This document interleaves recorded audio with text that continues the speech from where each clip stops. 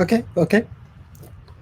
Happy New Year, everyone, and welcome to the VMCAI session on satisfiability modular theories. So my name is Shankar from SRI International, and I'll be chairing this session. We have three talks. The middle one is in person, and the first talk will be generalized arrays for stainless frames. The authors are Georg, Stefan, Schmid, and Viktor Kuncak, and Georg will be presenting the talk. Georg.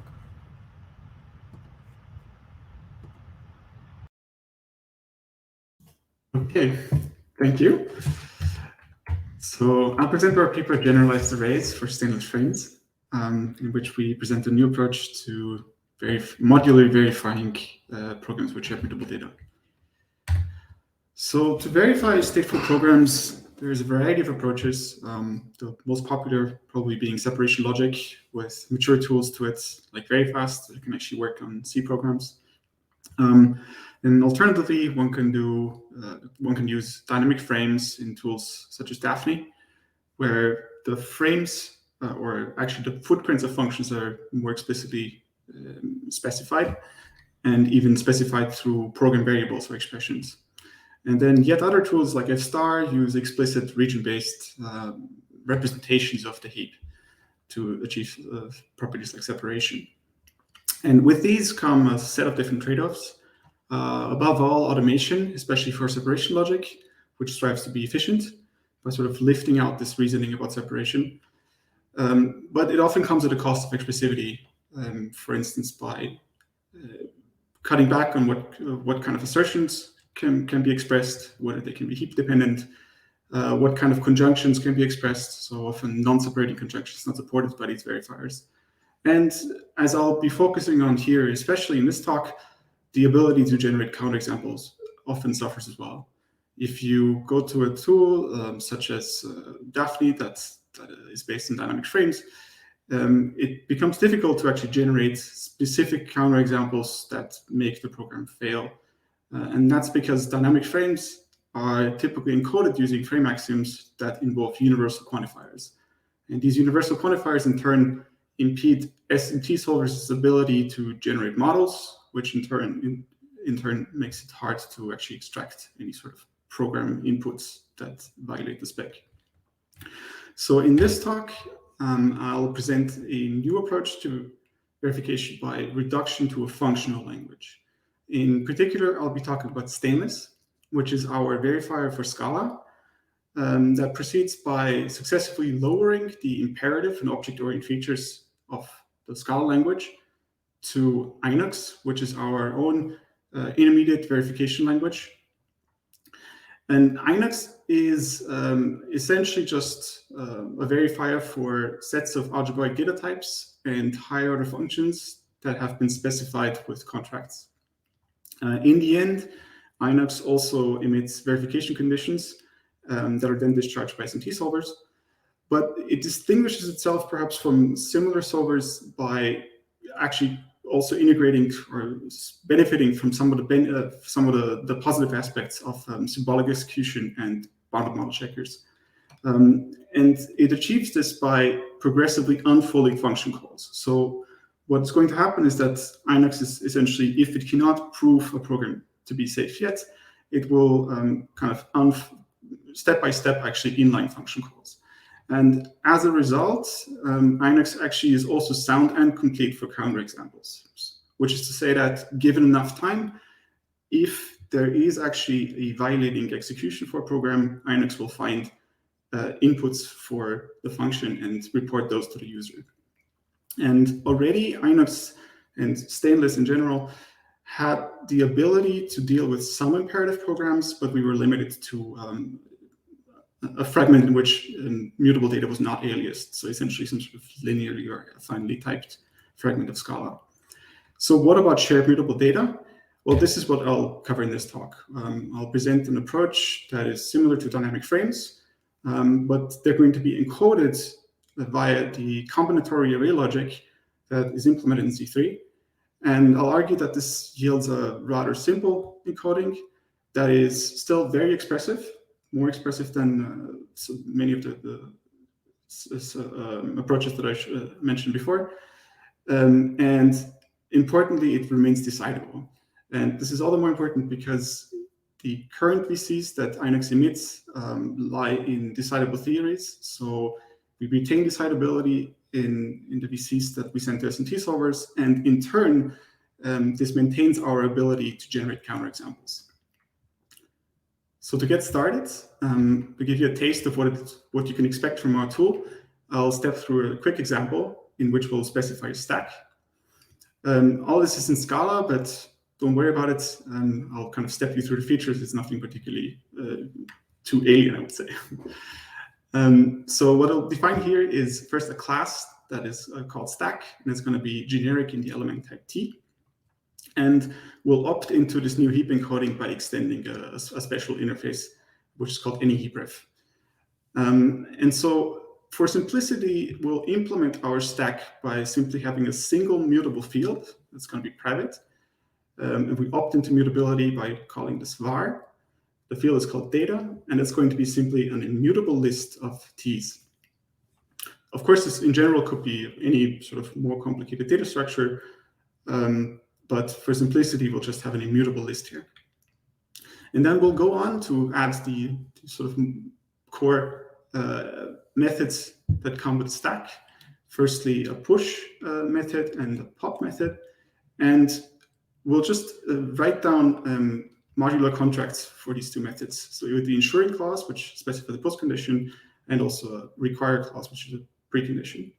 And in this contract, we'll only mention this list here, which we define further up.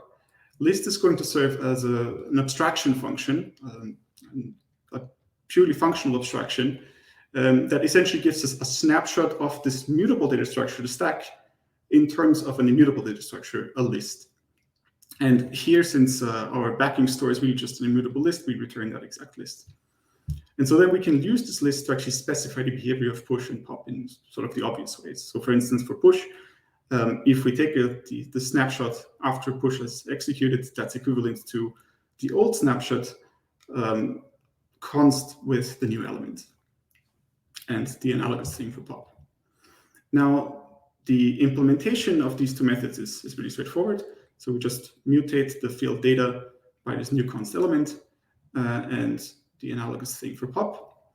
But where it becomes interesting is if we look at the new contract that we add here, which is going to be essentially the footprint, or specifying explicitly the reads and modifies sets.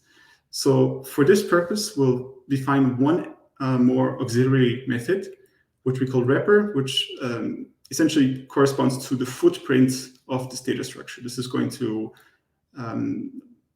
encapsulate all the locations in the heap that actually make up the stack. And in general, this is going to be a set of any heap refs, so a set of objects. But in this particular case, it's just a single object, which is the stack itself, because that's the only place where there's a mutable field. And then we go on to actually specify for each of these methods which part of the heap might be read by it, and which part of the heap may be modified by it. And in this case, both push and pop actually read and modify the entire representation, which is just the stack object itself, the receiver. So what can we do with this? Well, I have here 3 very short snippets that illustrate how we can use the stack data structure. So in the very first one, we'll peek, which I haven't written down in the previous slide, but it's basically just like pop, except that it doesn't actually remove anything from the stack. And so we'll prescribe that, okay, we have to read from both S1 and S2, and that both of these stacks are non-empty. And in fact, this is something we can write down just like this, and it's going to work in our system, because we have no inherent requirement that S1 and S2 are separate, that point to separate parts of the heap. So this function works just fine, even if S1 and S2 alias.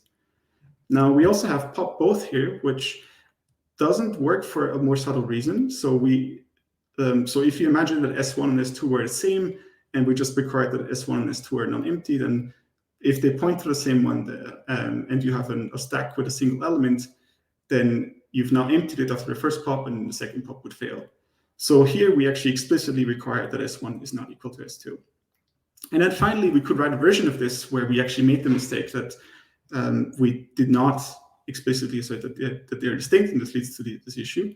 And in this case, Stainless would actually be able to generate a counterexample. So it would give us some sort of concrete assignment of S1 and S2 with heap locations and a heap valuation that makes this program fail. So now that I've given you a rough idea of what you can expect from the tool, in the next part of the talk, I'll try to just explain to you how this system works. And I'll start by explaining a little bit the heap encoding. Our heaps are going to be represented ultimately as arrays that map locations to immutable object state, which is to say that here in these brackets, I'm going to use this to represent the encoding of. So the encoding of a heap is really the encoding of a map from heap ref to heap object, where heap ref is going to be some inductive data type that's just isomorphic to integers. And object is going to be another inductive data type that represents sort of an immutable snapshot of some object state. So this object ADT is going to have one constructor for each class like stack. So every class that inherits from any heap ref. And correspondingly then, function signatures will be adapted during our encoding as well. So if you imagine a function like length that operates on the immutable list type, then this would be translated to some uninterpreted function symbol that takes our representation, our encoding of the list type and directly maps to an integer. Whereas if you imagine the peek method for a stack, then this would translate to some function that takes a heap state, the location of the stack, and produces the top heap value. Whereas pop would take the representation of a heap, location, and produce both the value and new heap. Okay, so far so good. What does any of this have to do with our encoding? Well, for that, I'll look at a little bit of a smaller example that illustrates how frame conditions work, which are really at the heart of this entire system, of the novelty of it anyways. So for this example, we'll have a simpler mutable class. We'll call it cell, and there's a single field that's going to be mutable, which is this value here. And then we have a function that is called add, which takes two cells, and add will read both of the cells and modify only the first cell. And what it's going to do is it'll read the initial value of C1, then add the value of C2 to C1 and return the original value of C1. So now what we would like to achieve, or the question I would like to focus on, is how we could express that the return value, so this old value here, of the method add only depends, or it depends at most, on C1 and C2, which is the set that we specified here. And so sort of pictorially, what I would like is that if I invoke fadd on a heap H that has some values A and C for C1, C2, and then I invoke f for another heap H prime that has the same values for C1, C2, but possibly different values for other parts of the heap, like the D here and the B there, then this value, this first component of the result, of this result tuple, is going to be the same on both. And what we would typically do in this case is we would use frame axioms, which are some universally quantified statements that essentially state that whenever the heaps are valued the same for every object in the read set, then the result value is the same. But of course, there's a problem here. And the problem is the one that I mentioned before, that now that we've introduced universal quantification, we're going to have trouble actually getting models out of our SMT solvers. On the one hand, SMT solvers might just refuse to produce any model whatsoever, or in other cases, they might produce unsound models, which don't actually correspond to counterexamples. So can we make do without quantifiers? Well, yes, we can. This is our approach. And in a single sentence, our approach is to encode the frame conditions using combinatorial array logic. So Cal combinatorial array logic is actually implemented in Z3. It has been implemented for a long time, actually.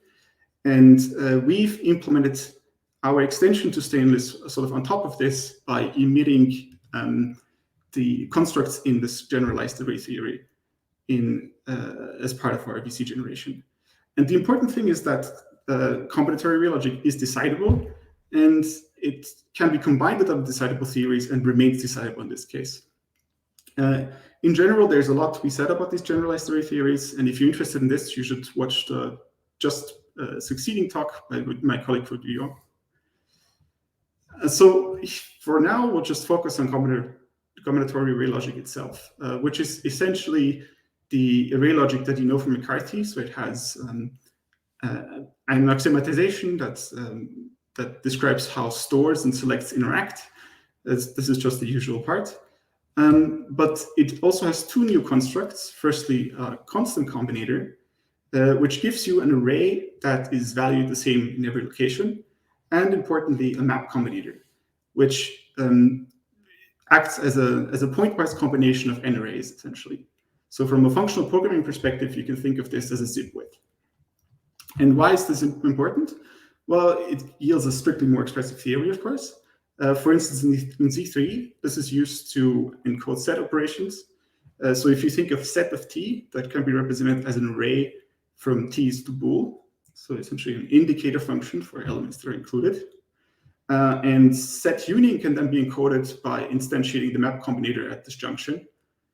And even predicates such as the subset relation between sets can be encoded by first taking the pointwise combination with implication, and then checking, thanks to the extensional equality that's supported by this theory, whether this is equivalent to the universal set. So the constant combinator instantiated the true.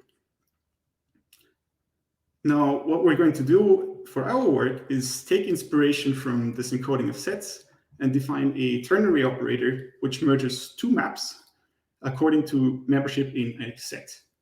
So we call this combinator the map merge combinator. And this is essentially a construct in our intermediate language. You can think of it as that. It's going to take a set S and two maps of type S from S to T and produce another map from S to T. And diagrammatically, you can think of this as essentially taking the set as a mask.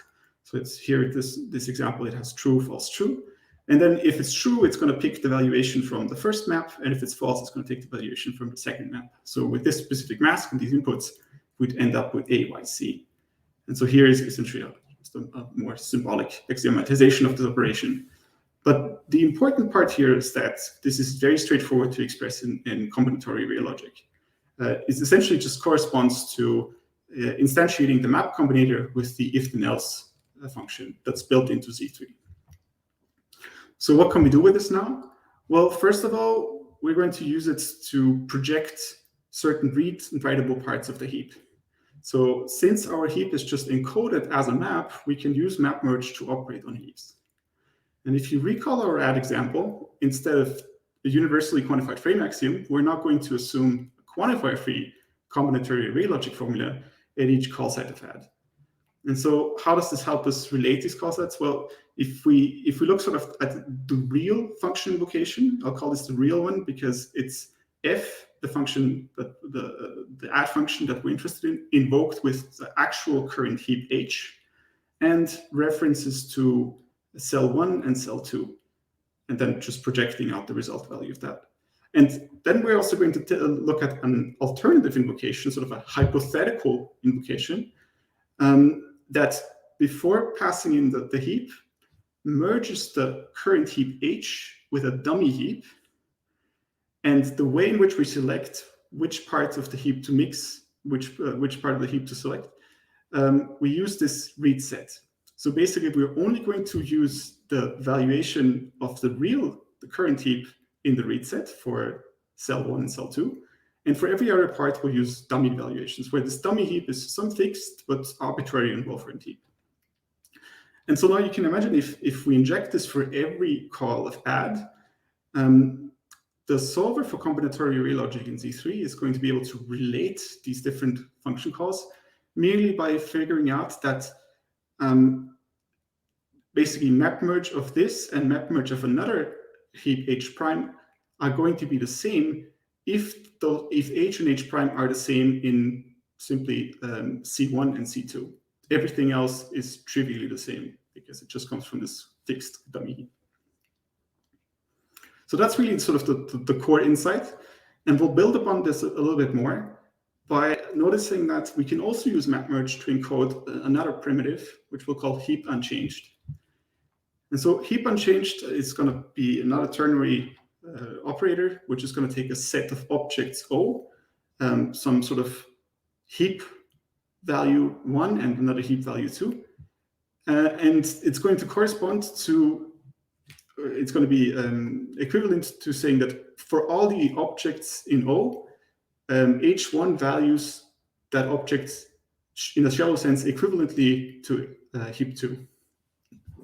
And again, this can be actually encoded using Cal and directly using map merge by just stating that H1 is equal to merging a heap H2 with H1 and selecting the valuations of H2 for all objects in O. And the thing is that we can also flip this on its head and express the dual, namely that if we're interested in whether a heap is unchanged everywhere but in the objects of O, simply by swapping these two arguments, H1 and H2. So now we have another primitive, and we're going to use it to encode sort of the missing frame axioms. So far, I was only talking about the read set, I'll call it row here for short, but there's also this modify set, which is smaller in our add example, right? We're only modifying cell 1. And so coming back to the first encoding of a frame axiom that we had, was saying basically that the real function call, the result of the real function call is this, and the result of this hypothetical function call with the dummy heap is that. And we're saying that essentially the first components of both of these results are the same. So this was our first one. The result value only depends on the read set. The second part would be to say that it's not just about the results value, but also about the parts that have been written as a result of the function call. So we would also like to state that the heap is, if we compare the real resulting heap and the hypothetical function call's resulting heap, and we compare that only on the modify set me, then the heap is actually the same on that set. And conversely, as a complement to all this, to really respect the modifies clause, we also say that the heap is unchanged outside the modify set. So I say this complement here. This is why we need this dual, this flipping around in the previous slide. So the heap is unchanged in the real, in the heap resulting from the real function call compared to the pre-heap, the pre-state. So basically this says nothing gets modified outside of the modify set. And so now we actually have a really concise encoding of all the core of dynamic frames and the frame axioms that are needed for them. And nowhere have we actually needed a universal quantifier. All of this was encoded in complementary real logic. So now I'll just try to give you a sense of the kind of flexibility that we get from this. Because so far, you've seen that heaps are merely encoded as values. And we can surface these values to the user, actually. So we expose to the user an abstract type heap. And we expose a primitive that's heap.get, which just makes this implicit current heap state explicit and just sort of reifies it into a ghost variable. And then we provide the user with a way of comparing heaps with heap unchanged, and also with a way of evaluating certain expressions in that heap state. And this turns out to be useful for things like inductive heap properties, for instance, and writing lemmas about them. But I'll give you one specific example here that is different, actually related to the invited talk earlier today. Namely, we can encode some forms of hyperproperties. Here I have a class that encapsulates essentially a function cache. And what we'll do here is we have a description in stainless of this computation in a sort of encapsulated way in a class. So here we have this function f, which encapsulates or represents the pure computation. And then we have a backing cache, which is a map that maps bigins to bigins. An invariant that you don't have to read in detail, but basically just states that all the entries in the map actually correspond to input-output pairs of this pure function. And then a function that is going to implement the actual invocation of the cache. And this one is going to read the state of the cache and modify the state of the cache and require it's a valid cache. And once it's run, it better produce the actual result of evaluating the pure function and leave us in a validly cached state. But what we can now do actually using these first class heaps is write a lemma that actually describes the cache working correctly. Namely, what we're going to state here is that for any heap states h1 and h2 and any concrete input parameter n, whether I apply n in heap state 1 or I do it in heap state 2, it's going to yield the same result.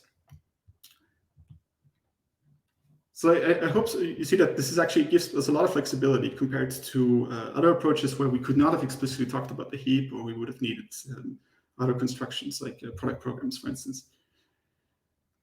So I'll just repeat that we actually implemented all this in our tool called Stainless. We wrote various benchmarks with this approach. For instance, you can already, even without explicitly handling allocations, you can already encode allocations as sort of a user-defined concept. So we have a monomorphic allocator that just keeps a free list and list of allocated objects and allows you to reason about the distinctness of those, or the freshness. We have this cache example that you just saw, various data structures which share mutable data. So queue, stack, mutably linked list. Also some more sophisticated linked data structure like a single linked list that's cyclic. And we encourage you to actually look at these. We have an artifact that actually encapsulates all these things. So I'll leave you with this. I'll just conclude by saying that what we've seen is a way of reasoning about shared mutable data by reducing to functional programs. That's not entirely new, but the benefit that certainly remains is that no dedicated logics were needed outside of the SMT solver. And we had a lot of flexibility thanks to these first-class heaps. And finally, I think there's an opportunity for developers of SMT solvers to improve support for Scala. Currently, I believe only Z3 supports it, but this is a really, really useful theory, and I assume that it could be made even more efficient than it is right now. Thanks, and I'll take any questions you might have. Thanks a lot, Georg. So there is one question in the Q&A from Thomas Weiss. In the past, Z3's Cal implementation could not be used in combination with its QI modules, e-matching MBQI. Is this still the case? It may impede the extensibility of your approach in practice. I'm not sure, to be honest. I can't really say whether that's still the case. What I do know, what I have noticed just by tracking the code bases a bit, is that Nikolai has been rewriting essentially large parts of Z3, right? He's working this new core. And as part of that, I think he's also been touching the implementation of the array theory. What exactly that means for the ability to combine it and with MBQI, I'm not sure. Okay, so another question is that when you're doing this, you're also kind of computing the footprint through some set operations as well, right? And presumably you end up with you do need some lemmas, background lemmas to assist the verification process. So is that something you've developed? Yeah, so that's something actually where we benefit from Stainless' existing ability to reason about higher order functions and all these constructs. So we do get some automation basically out of this unfolding procedure that Inox provides, and the ability to reason about higher order functions that's well supported by Stainless as it is. Certainly, when you do need to assist, and it's certainly not as automated as other solvers could be in this case.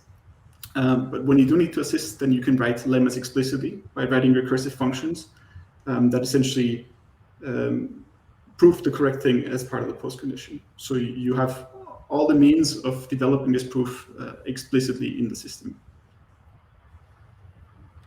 Great. Any other questions? So gone. Okay. Thanks a lot.